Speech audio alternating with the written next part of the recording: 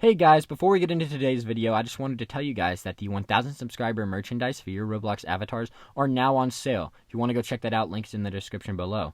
Thank you all for helping me get to 1000 subscribers.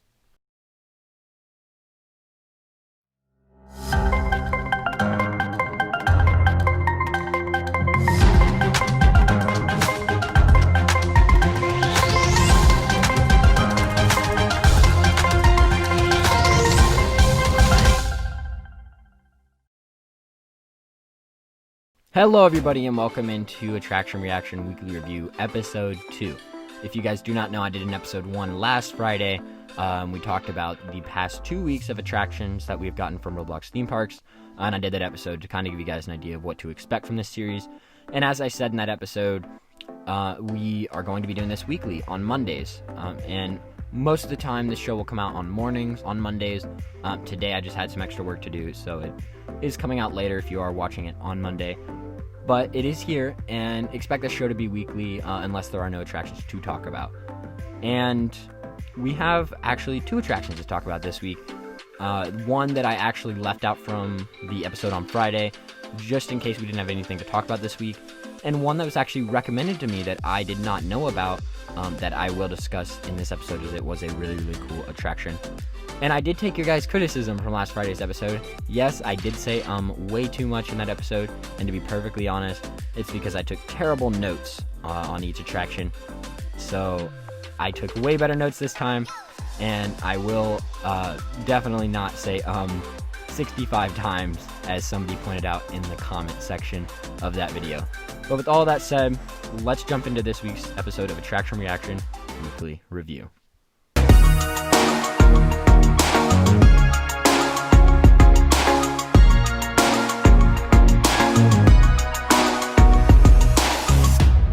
And our first attraction, if that's what you want to call it, is the Magic Kingdom Boardwalk from Magic Kingdom.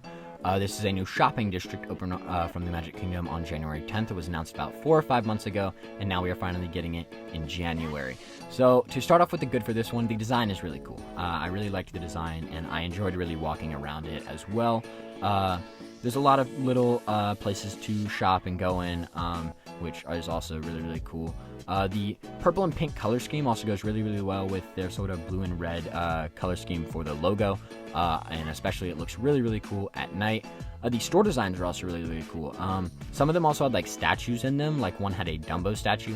I thought that was really nice, so some of the layouts were really, really nice. The central area was also cool. It has bonfires and seats in it, which is definitely pretty unique to just this shopping district compared to some other ones at other Roblox theme parks. So I definitely think that gives it more of their own realistic charm as well as their own unique charm to it.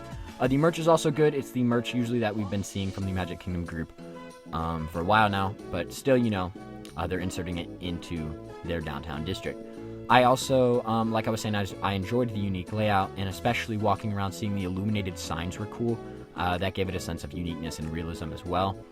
And then they also have a nightclub, I believe. It's sort of like a nightclub, sort of like a exclusive lounge area called Arabian Nights, based off of the Aladdin movies, and I believe also the show that they just had playing in the park for Aladdin, the stage show. But I thought the Arabian Nights nightclub slash lounge was also really, really cool. It had some cool designs, and it had 4 free emblems. So it is 10 Robux to get in, though. So that's the only thing that's a little your decision, I think. Because there isn't too much to do inside. I will give it this, though. Compared to the Club U Lounge and the Movie Park VIP section, there is, I believe, a lot more you get from it. Because if you're just paying 300 Robux or 100 Robux for those other lounge areas, you're not going to get much from it. So I definitely think having a separate just 10 Robux flat price for just the lounge area, if that's just what you want to see, is really, really smart. Because for the 10 Robux price, I think it's fairly worth it. There's a lot of, like I was saying, there's a lot of cool designs inside with that water feature that they have with the Magic Kingdom logo and the rocks. I think that's really cool. There's a lot of cool stuff to look at. You can't really see outside, so I think it could definitely benefit from them maybe putting like a balcony section. But you do get 4 free emblems, so if you're looking to collect all the emblems, 10 Robux I think is a pretty fair price for that. So that is definitely something that you may want to get if you are a big Magic Kingdom fan, or if you just want to see something extra. But it's definitely not needed to enjoy your experience at the Magic Kingdom Boardwalk. But overall, the views were cool. The 3D logos were also cool that we got as you walk in the boardwalk logo. So that is all my good stuff. But now to move on to the bad. It's called a boardwalk, but it's not really laid out like one. It's more laid out like a downtown district area. And to compare maybe the Disney boardwalk in Walt Disney World Resort in real life, that's what I thought they were going for when they said the Magic Kingdom boardwalk. But it's more of just in a downtown district area, so I was a little disappointed there, but maybe in the future they'll maybe stretch it out to be more like a boardwalk. And with that, maybe they'll also add maybe more of a lake or maybe more of a river for you to maybe walk on with that boardwalk of shops.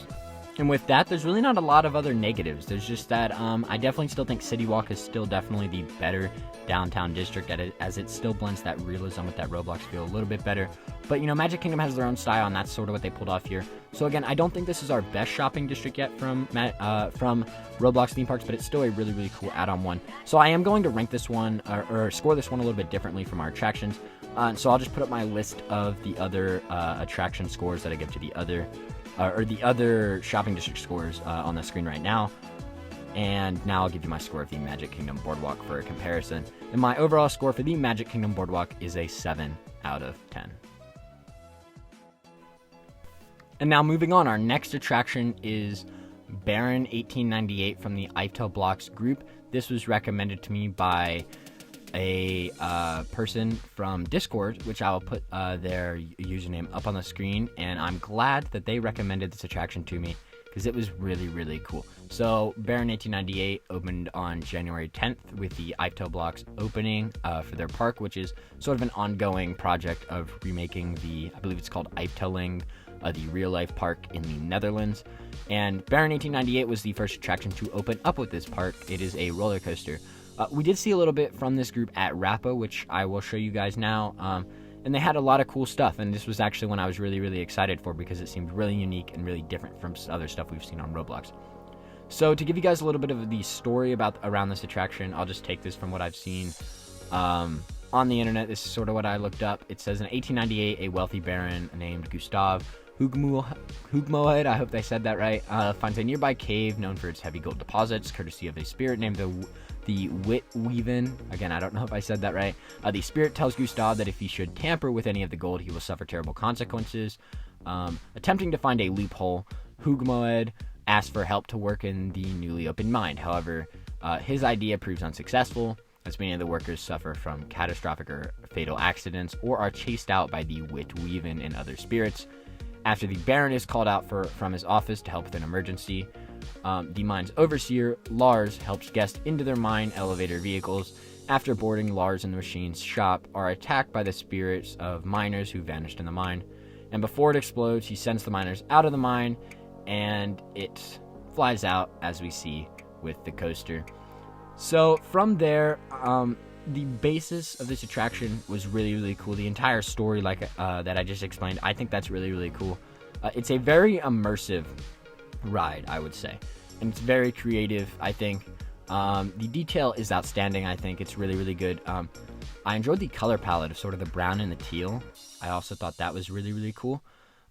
The accuracy is very good. I'll show you a comparison on the screen now. I think that looks really, really cool and really, really accurate. And I am actually really impressed with some of their other stuff throughout the park that I sort of walked around and saw. Very accurate for what they have so far. And the character mesh, there's a character mesh animatronic here. Thought it was really, really great too. That's also very accurate to the real life attraction. And it just was overall really, really cool. And I definitely always love to see the different variants and sort of character mesh animatronics throughout the different Roblox theme parks. So to move on to the bad, there's really not a lot of bad here, I think. But it's more to do with the real life attraction than the actual remake of the attraction on Roblox. But for the bad, it is hard to read the pre-show words because though it is accurate to real life, it's really hard to read from a distance, and even up close to it, it's still really, really hard to read. So I think that should have been adjusted a little bigger for Roblox. Also in the pre-show, I didn't know what was going on because I think it was in Dutch, but that's definitely not a hit on the attraction. Obviously, the attraction is a Dutch attraction, so that's definitely not part of the bad.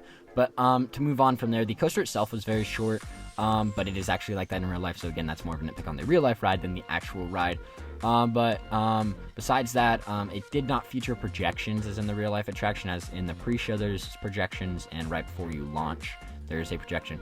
But again, you're limited to that on Roblox right now, so that is definitely not a hit onto them, really, just more of a nitpick.